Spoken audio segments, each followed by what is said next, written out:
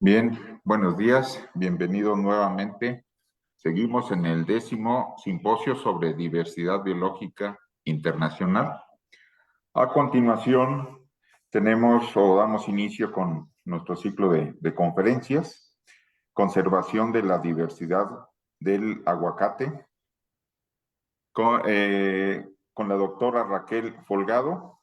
Para esto vamos a pasarle el sonido, micrófono a la doctora Esmeralda Judith Cruz Gutiérrez.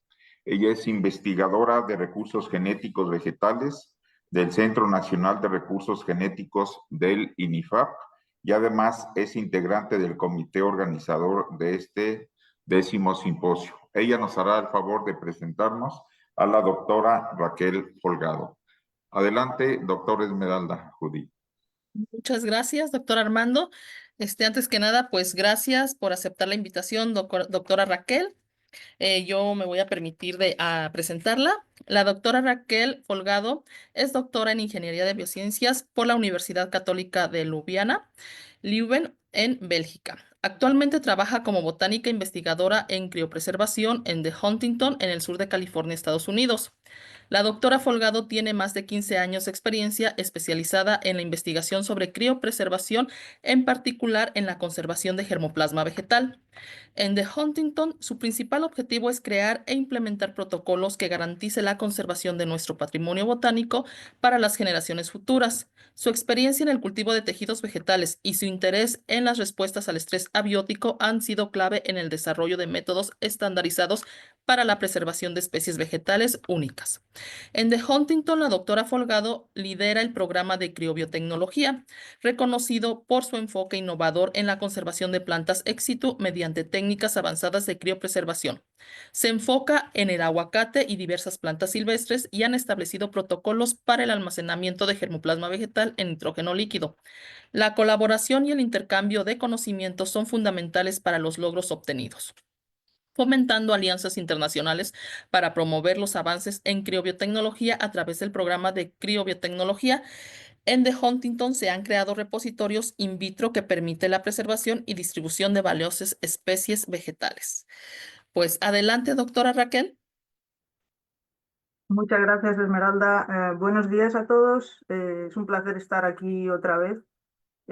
Muchas gracias por la invitación y voy a proceder a compartir pantalla y espero que puedan verla por ahí. Comienzo la presentación. ¿Me confirman, por favor, que está todo correcto? Sí, adelante. Sí, se Ok. ve. En el día de hoy voy a hablar del trabajo que realizamos en conservación de la diversidad del aguacate.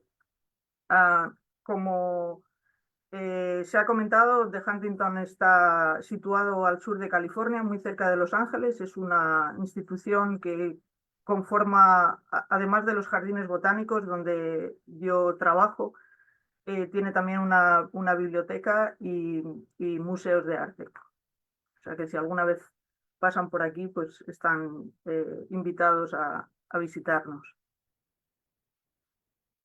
El aguacate es en este caso el único cultivo que investigamos en The Huntington y como muchos de ustedes sabrán, este cultivo se originó en México o en Mesoamérica y tiene una creciente demanda a nivel mundial debido al valor nutricional y los beneficios que tiene para la salud.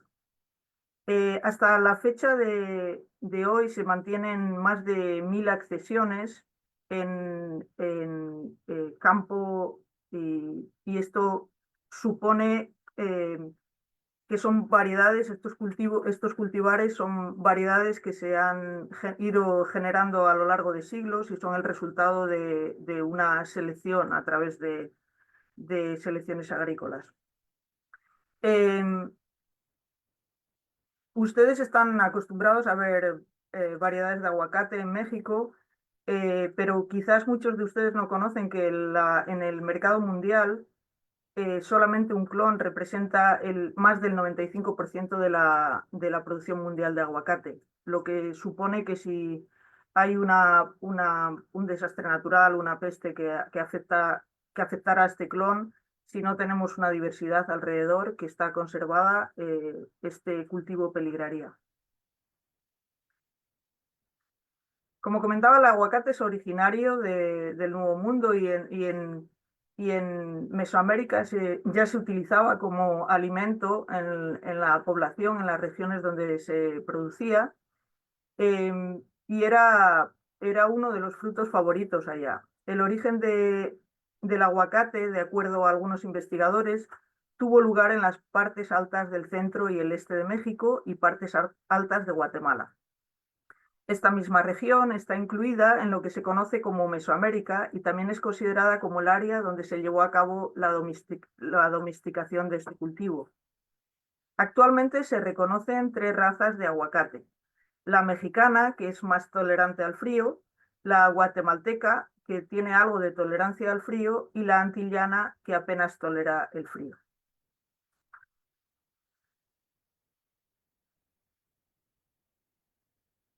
Aquí les muestro la primera descripción botánica del aguacate que realizó el historiador, etnólogo y naturalista Gonzalo Fernández de Oviedo. Y él se refería al aguacate como que en tierra firme hay unos árboles llamados perales, pero no son como los de España, mas son otros de no menos estimación. Antes son de tal fruta que hace mucha ventaja a las peras de acá. Estos son unos árboles grandes y la hoja ancha y algo semejante a la del laurel, pero es mayor y más verde.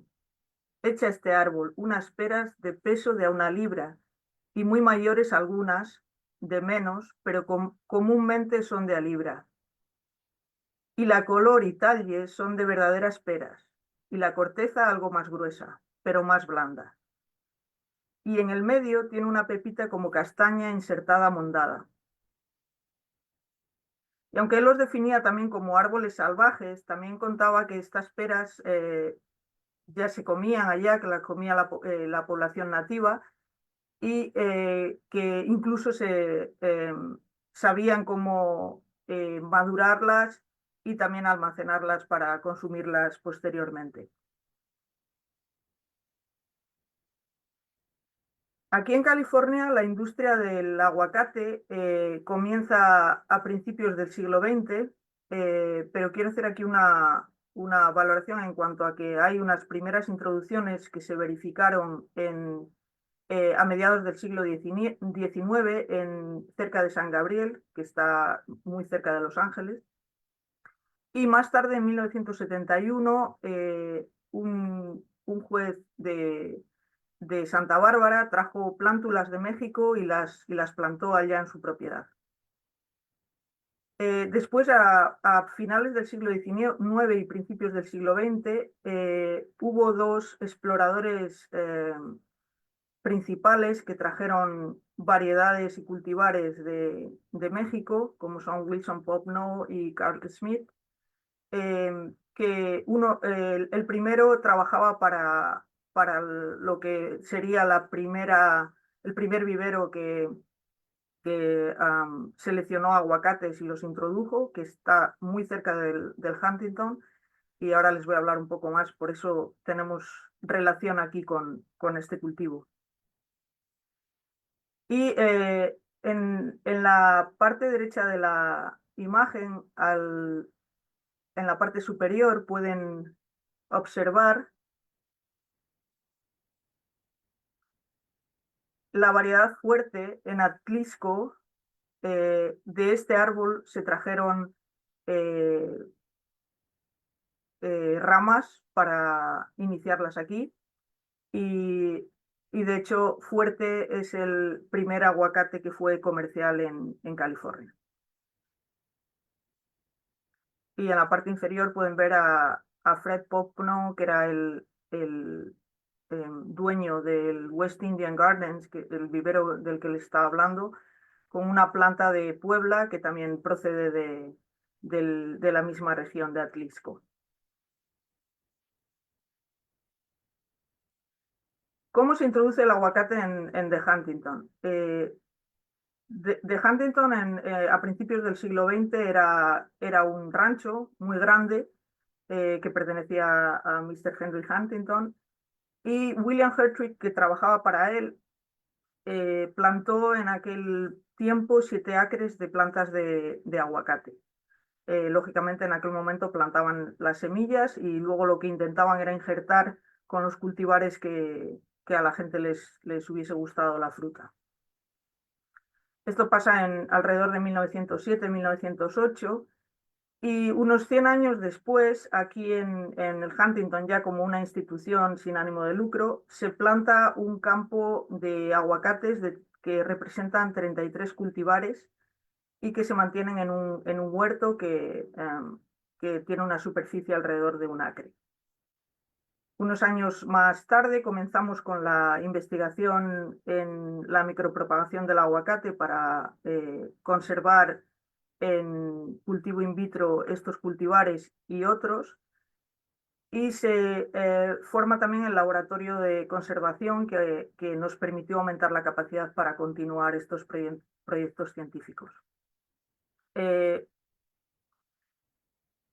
Este año y más adelante, ya con algunos protocolos, estamos comenzando a valorar el formar un criobanco de aguacate que asegure los recursos genéticos y que reduzca el coste y el espacio para mantener estos árboles, que como saben pueden crecer bastante y requieren, además de recursos de agua y de trabajo para mantenerlos.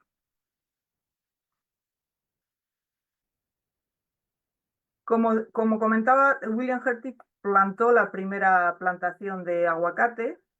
En 1905, Henry Huntington le pidió a Hertwig que plantara un huerto de aguacates en la propiedad que tenía aquí en San Marino y comenzó a plantar unas 400 plantas en 1908.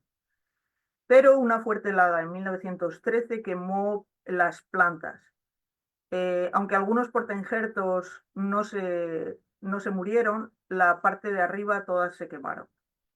Entonces, en 1916, Hertwig vuelve a injertar con otras variedades, entre ellas Fuerte, que era uno de los que habían sobrevivido a esa helada. Y bueno, comento también la variedad Lion, porque es uno de los parentales del actual comercial Hass. A principios de los años 20, Hertwig participa también y realiza algunos experimentos comparando el tipo de suelo y las condiciones de luz, e informó de los hallazgos que encontró en un meeting en Los Ángeles, que está recogido en el anuario de la Asociación de Aguacate de California de 1936. En 1937 hay una tercera helada y Hertwig informó que ningún árbol sufrió daños por esta helada, salvo los que tenían un crecimiento más blando. ¿Y por qué comento esto? O sea, todas las notas y los experimentos que él realizó sirvieron también para conocer un poco más sobre este cultivo que no se conocía aquí en California y para ayudar al desarrollo de la industria del aguacate en California. De hecho, el Huntington se considera como la primera huerta con objetivo comercial de toda California. Y por tanto, el origen del cultivo comercial del aguacate. El nuevo huerto que se plantó en 2010, ya en el siglo XXI, son 65 árboles que representan 33 variedades y que se seleccionaron en base a la historia de la industria del aguacate en California, que representan la diversidad de este cultivo aquí. Actualmente, por tanto, tenemos una colección ex situ que representa la colección de campo y el repositorio in vitro. Y en el futuro esperamos tener también un criobanco. Estas son las variedades que se introdujeron en California entre el 1899 y el 1919. Voy a hablar solamente de 3 de ellas. Estas son las que tenemos plantadas en el Huntington.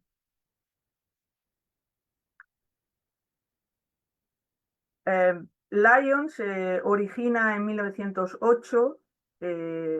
Es un aguacate híbrido y no se conocen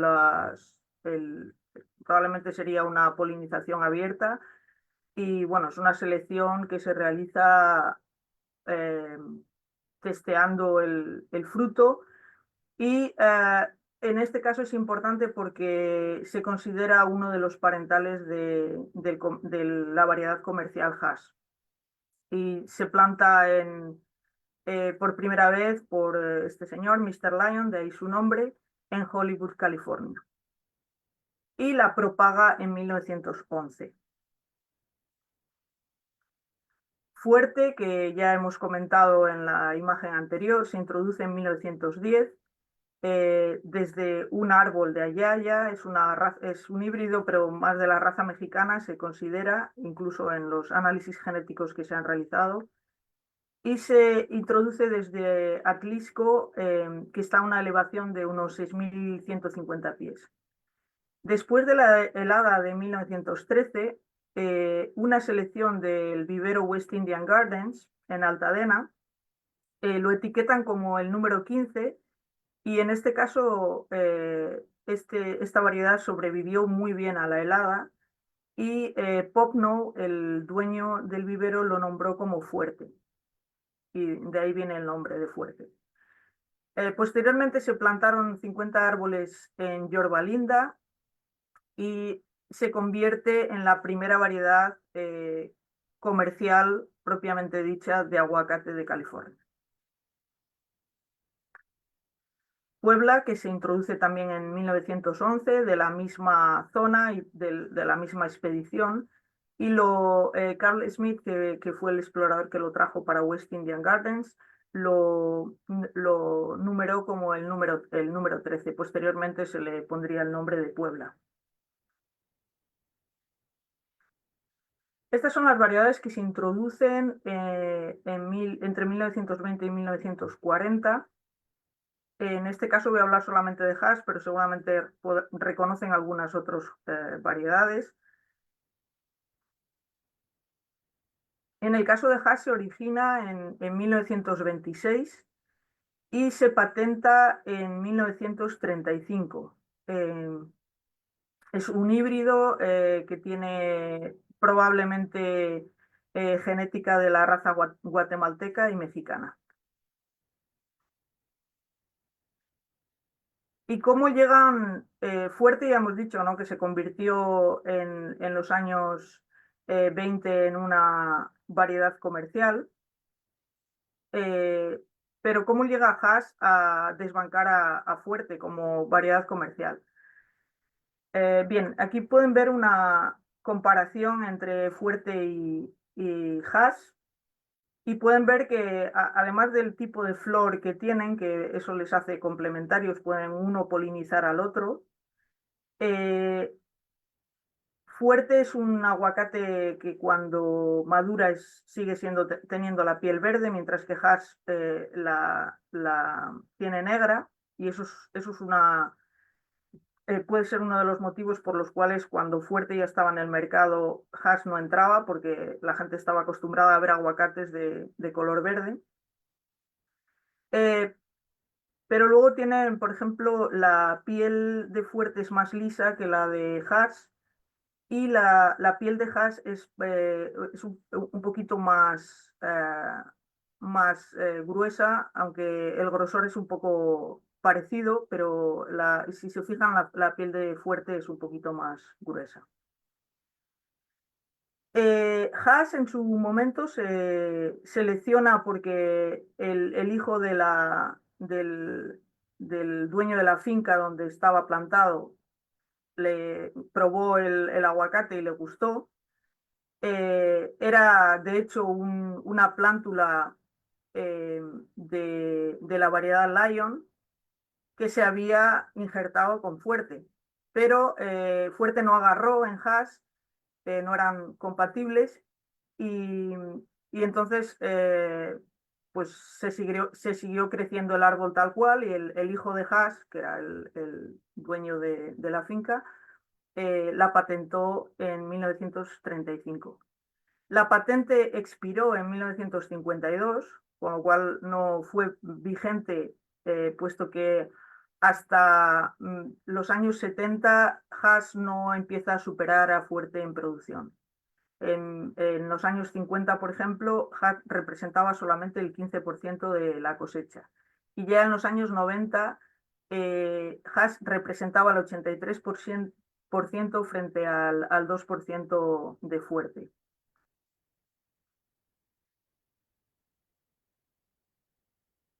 Te vamos a comentar un poquito la conservación in vitro de aguacates y cómo la realizamos aquí en The Huntington. Primeramente, comentar que los repositorios de campo son costosos de mantener en el caso de árboles, requieren de altos insumos en forma de tierra y también de mano de obra, y están expuestos a desastres naturales, plagas y enfermedades.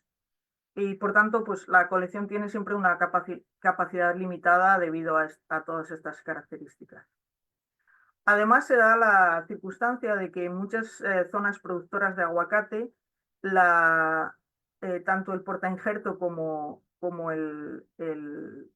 la variedad, el cultivar, son clonales y el portainjerto necesita también ser injertado en una plántula, lo cual ralentiza la producción de planta de aguacate. Al menos aquí en California es así, aunque sí es verdad que en otras zonas del mundo el aguacate requiere solamente un injerto, porque no se injerta en portainjertos clonales. Por todo ello, la conservación in vitro puede ser una técnica complementaria para mantener estos árboles, ya que, como hemos dicho, son árboles clonales y además las semillas de aguacate no se pueden mantener en un banco de semillas. Este gráfico muestra un proceso típico de conservación in vitro, desde la introducción, que requiere esterilización y medio de iniciación, pasando por establecimiento, proliferación de brotes, y ya una vez que se tiene la proliferación de los brotes, se pueden estos mantener a corto y medio plazo o en un almacenamiento a largo plazo en nitrógeno líquido a través de la crioconservación. En cualquiera de los dos repositorios, posteriormente se pueden realizar estos brotes y aclimatarlos a condiciones ex vitro.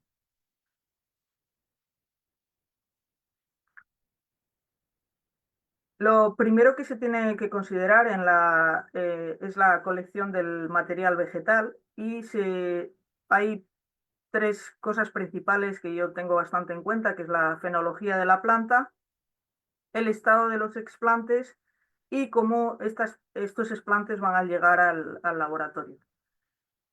Aquí les muestro la colecta que nosotros realizamos o mandamos realizar para enviar por transporte. Es importante retirar las hojas laterales, dejando solamente el peciolo. Se puede cauterizar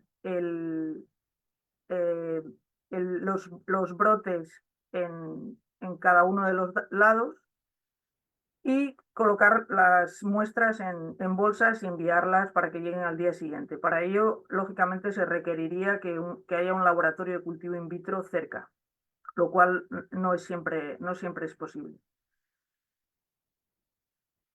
Si la colecta de materiales se realiza cerca del laboratorio, simplemente se pueden recolectar estas muestras en tubos de 50 mililitros o en otros recipientes que contengan una solución de ácido cítrico que permite reducir la oxidación de los mismos.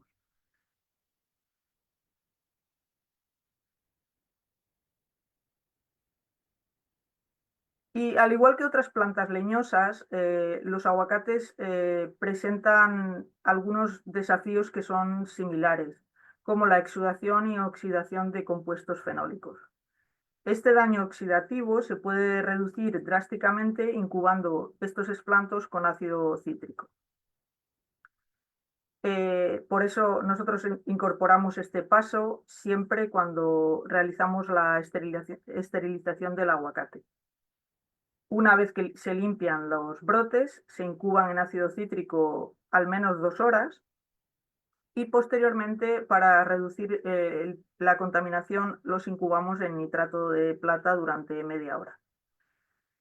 Y al final se esterilizan usando dicloroisocianurato de sodio en lugar de lejía comercial. Esto nos permite obtener brotes que están menos dañados, ya que la lejía daña bastante los brotes, y reducir la contaminación al mínimo.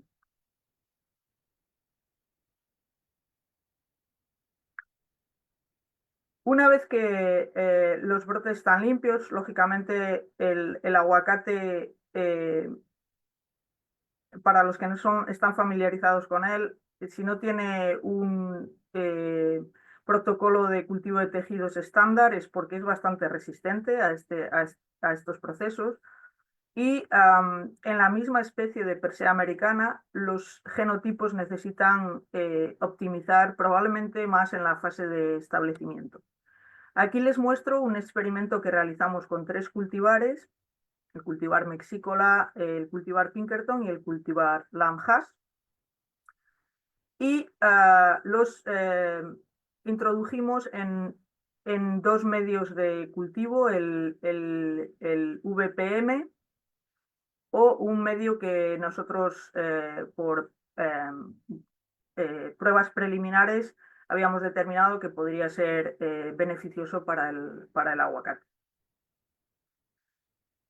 El primer medio que ven en cada uno de los colores es en el 1, en el 2 y en el 3 VPM, y en el 4 sería el medio que llamaremos Persea. Después, en la condición 1, en la fase de establecimiento, mantuvimos el medio de VPM. En el experimento 2 añadimos agua de coco. En el experimento 3 cambiamos las sales al medio de Persea y añadimos agua de coco. Y igualmente en el 4. Y durante unas 24 semanas miramos cada 6 semanas cuál era la calidad de la planta. Entonces aquí pueden ver que el medio de iniciación no varía demasiado la calidad de la planta. Sin embargo, cuando ya se cambian al medio de establecimiento a las 6 semanas, pues ahí empiezan las variaciones. Y vemos que, por ejemplo, el VPM para el establecimiento de Pinkerton no fue positivo, la calidad de la planta bajó muchísimo, e igualmente para Lamb-Haas. También pudimos ver que cuando añadíamos el agua de coco, la calidad de la planta no disminuía igual que cuando no estaba el agua de coco.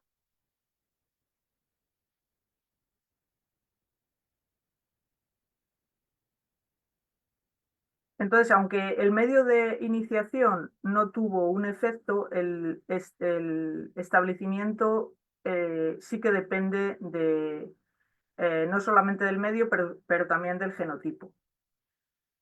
Y encontramos que la adición, por ejemplo, podemos ver aquí que Mexicola no se estableció bien en ninguno de los medios, y sin embargo Pinkerton tuvo un buen establecimiento en 3 de ellos. Probamos estos medios con Rincón y también tuvo el mismo efecto que en Pinkerton. También encontramos que añadir agua de coco mejora la calidad de la planta, aunque se necesitan más estudios para poder confirmar estos hallazgos.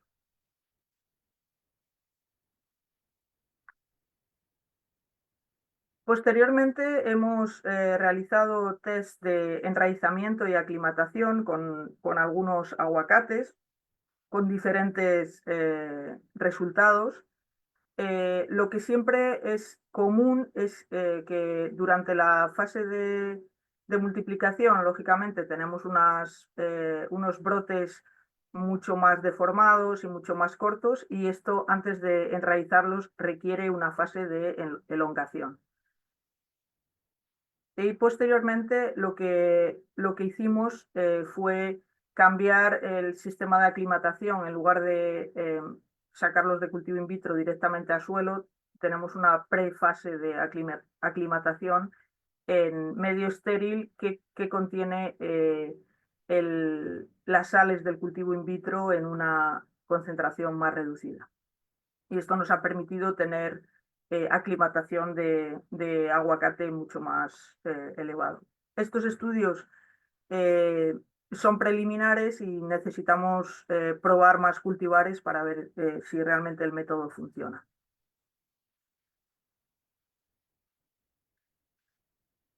Además de la parte de la micropropagación, también se pueden realizar estudios de crioconservación. Hay protocolos para crioconservar embriones somáticos de aguacate, aunque nosotros no hemos trabajado en ellos. Pero sí que hemos colaborado con la Universidad de Queensland en Australia para desarrollar el primer protocolo para crioconservar brotes de aguacate. Aquí pueden ver algunos de los brotes creciendo. Ahora les mostraré algunos de los experimentos que realizamos con dos variedades, la variedad mexicana Reed y una variedad que es más considerada antillana, que se llama Belvic. También colaborando con el Departamento de Agricultura, el laboratorio que está situado en Fort Collins, Colorado, hicimos algunos test para crioconservar polen de aguacate también.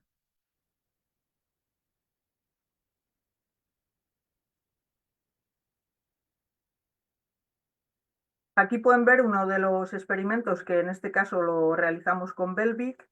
Después de comprobar que las plantas donantes podían ser tratadas con sacarosa durante 2 semanas, hicimos un test de supervivencia antes de que pasaran por el nitrógeno líquido y después de que pasaran por el nitrógeno líquido.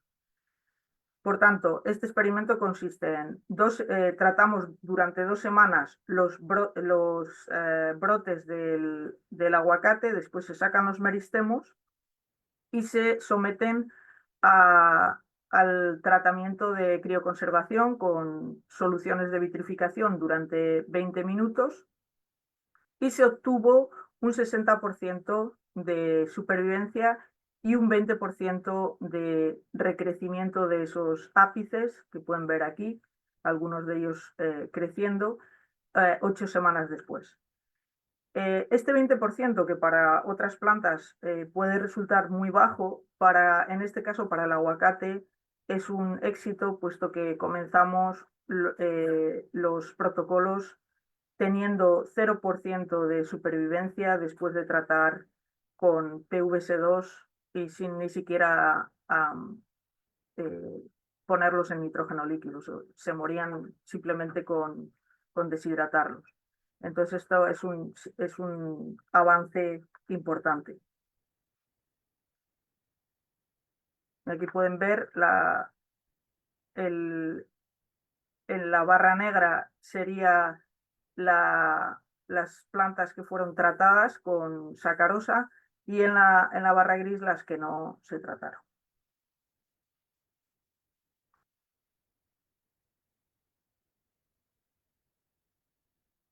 En el cultivar Reed, en lugar de tratarlo con sacarosa, puesto que es una variedad mexicana y comentamos antes que las variedades mexicanas toleran bastante el frío, decidimos hacer test tratando las plantas donantes a 10 grados centígrados durante 2 semanas. Y obtuvimos una supervivencia después de tratarlos con el nitrógeno líquido del 80% y un recrecimiento del 40% a las 8 semanas. En este caso, aquí verían las plantas que no fueron tratadas con nitrógeno líquido. Lógicamente, el nitrógeno líquido afecta al recrecimiento, crecen más lento, pero hay una mejora de los resultados con respecto a las plántulas que no se trataron con frío, que morían todos.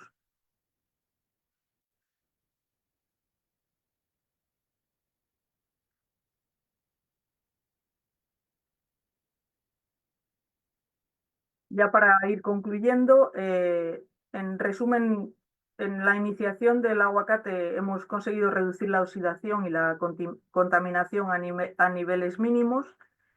En el establecimiento y la multiplicación se han identificado elementos que son críticos, pero todavía necesitamos hacer más estudios para poder entender por qué el aguacate es tan resistente al cultivo de tejidos. Y en el enraizamiento tenemos que también hacer algunos ajustes en las sales del medio de cultivo para lograr una mejor calidad de las raíces. El aclimatado hemos conseguido optimizar un sistema sin suelo que nos permite comenzar el aclimatado en el laboratorio.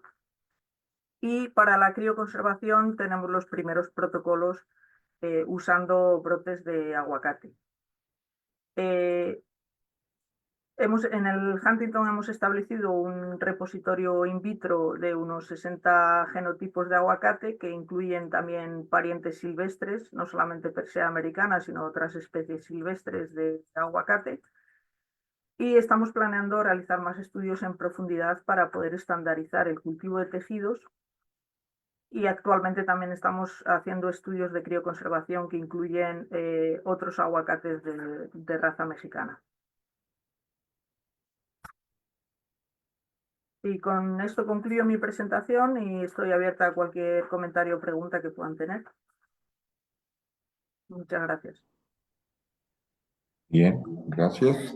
Tenemos espacio para preguntas, comentarios. Doctor Esmeralda, Sí, no sé si pudiera o requiera hacer algún comentario al respecto. no, yo sí quiero hacer algunas preguntas. Adelante. Bueno, se me hace muy interesante todo lo que hacen y también en las variedades mexicanas, tanto en lo de crioconservación. No sé, bueno, para muchos alumnos que nos están viendo, yo me imagino que están interesados en aprender estas técnicas. ¿Qué posibilidades hay que ustedes acepten a los alumnos o alguna otra persona que le interese realizar esta técnica? Pues sí, siempre estamos abiertos a recibir. De hecho, una de las partes del programa de criobiotecnología en el Huntington es entrenar y capacitar a estudiantes y profesionales, con lo cual lo que en este momento sí que no tenemos es un programa oficial que reciba estudiantes, pero a través de la universidad sí que pueden contactar con nosotros y si tienen una forma de viajar hasta aquí y mantenerse con viáticos, encantados de recibirlos en el laboratorio y enseñarles las técnicas, por supuesto.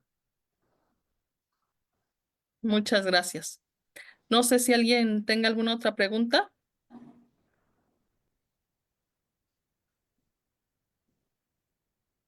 Si no, como comentario, pues agradecerle a la doctora Raquel. Es un trabajo arduo. Lo sé, lo he vivido, muy interesante, ya que hay que hacer muchos ensayos para sacar estos protocolos y no nada más bueno, las especies leñosas sí son algo más, un poquito más difíciles que las arbustivas, pero pues felicito a la doctora por todo este trabajo que ha hecho y pues por todo lo que falta también por hacer, ¿no? Y que siga abonando a los datos científicos. Muchas gracias y estamos encantados siempre de colaborar con ustedes desde México y porque allá pues también tienen muchos laboratorios que están trabajando en esto, en lo mismo y siempre estamos dispuestos a tener una colaboración con otros laboratorios de México, ya que hay también mucho conocimiento desde allá. Muchas gracias. Bien. Gracias. ¿Alguna otra pregunta o comentario que tengan por ahí?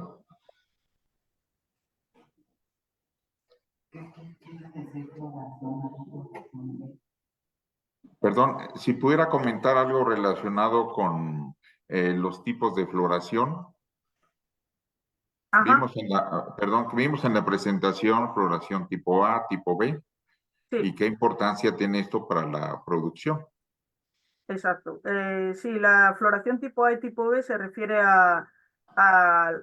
cuando o sea, el aguacate tiene flores femeninas y masculinas en la misma flor, pero no maduran al mismo tiempo. Entonces, en uno de los tipos, si tenemos la flor masculina abriéndose por la tarde, la flor femenina va a estar cerrada y al día siguiente por la mañana se va a abrir la flor femenina. Y en el tipo B es al contrario. Entonces lo que significa esto, que aunque no es 100% todas las flores están abiertas o cerradas, sí que en condiciones óptimas ocurre esto. Entonces esto lo que permite es que haya un cruce entre distintos cultivares.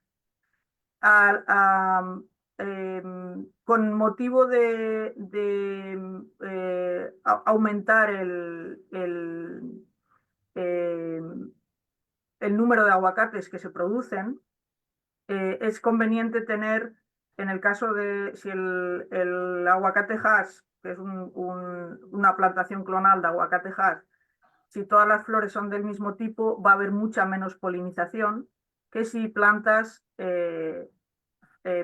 árboles de flor tipo B entre los aguacates Hass. Entonces se hacen plantaciones que se recomiendan en un ratio, no recuerdo ahora si es un 5:1, eso, tanto como eso no recuerdo, pero sí que para que se entienda, pues tiene que tener, es como si en los árboles donde tienes un macho y una hembra, tienes que tener los machos para que las hembras produzcan fruto. En el caso del aguacate no hay macho y hembra, pero al tener flores tipo A y tipo B que maduran a distintos tiempos, se requieren tener árboles del tipo B para cuando se tiene la plantación clonal de Hass. Bien, gracias. Por aquí tengo otra pregunta. Dice, ¿cuánto puede vivir una planta criopreservada? Hasta que se saque del tanque de nitrógeno líquido. Las plantas en crioconservación que se introducen desde cultivo de tejidos están protegidas con crioprotectores y lo que hace la crioconservación es parar completamente el metabolismo de las células. Entonces, hasta que no se cambia la temperatura a una temperatura más alta y se rehidrata otra vez la célula, esos brotes pueden estar ahí, en teoría, para siempre. Lógicamente no hay criobancos que hayan testado de tanto tiempo, de más de 100 años, pero en teoría sí que es algo que es posible. De acuerdo. Gracias. Bien, pues le agradecemos su muy interesante presentación. De igual manera, agradecemos el apoyo a la doctora Esmeralda Judith, ¿sí? Por la presentación. Muchas gracias. Muchas gracias. Gracias. Buen día. Bien, vamos a hacer un receso técnico y estamos regresando a las 10:50 con una conferencia que lleva por título un caso práctico de implementación del protocolo de Nagoya mediante cooperación internacional, desarrollo de cultivares ornamentales utilizando recursos genéticos nativos de Argentina, quien la presentará el doctor Julián Grepi, del Instituto de Floricultura, INTA, Argentina. Bien, nos vemos a las 10:50. Gracias.